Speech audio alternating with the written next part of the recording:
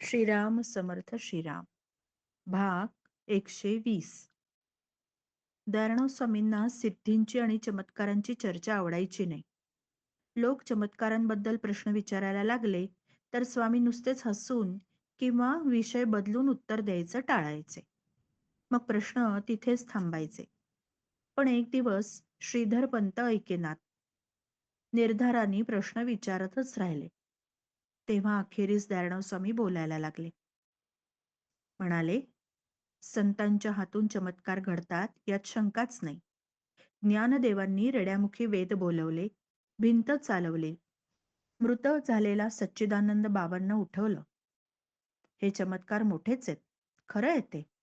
पण ज्ञानदेवांनी या चमत्कारांपेक्षा आणखी कितीतरी मोठे चमत्कार जगाला दाखवलेत. त्यांनी 16व्या वर्षी ज्ञानेश्वरीची रचना केली. हा चमत्कार त्यापेक्षा कितीतरी मोठा आहे. अवघ्या 21 वर्षांच्या आयुष्यात 18 पगड जातींना एकत्र आणून धर्मजागरणाचं एवढं कार्य केलं, हा चमत्कार त्याहून मोठा नाही का?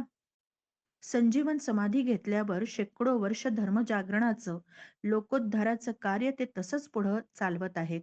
हा चमत्कार आणखीनच मोठा आहे. सगळ्याच संतांचे चमत्कार असतात.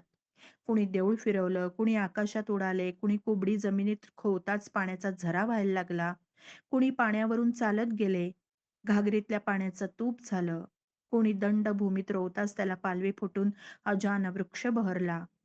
कितीतरी चमत्कार आणि सिद्धी सांगत असतात.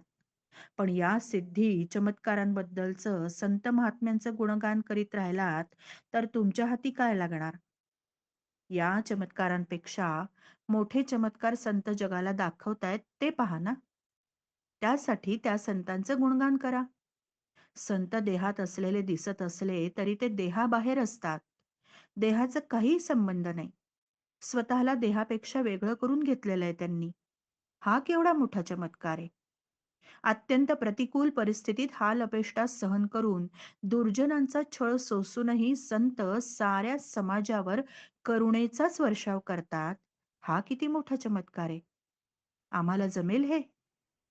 सुख दुःख, आशा निराशा या सर्व द्वंद्वांच्या पलीकडे जाऊन निस्वार्थपणे संत लोकोद्धाराच्या कार्यातच जीवन व्यतीत करतात.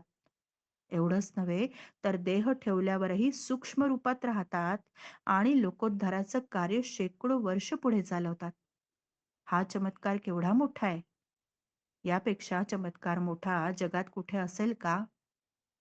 संतांच्या या चमत्कारांचं चिंतन करावं, या लीलांचं गुणगान गावं.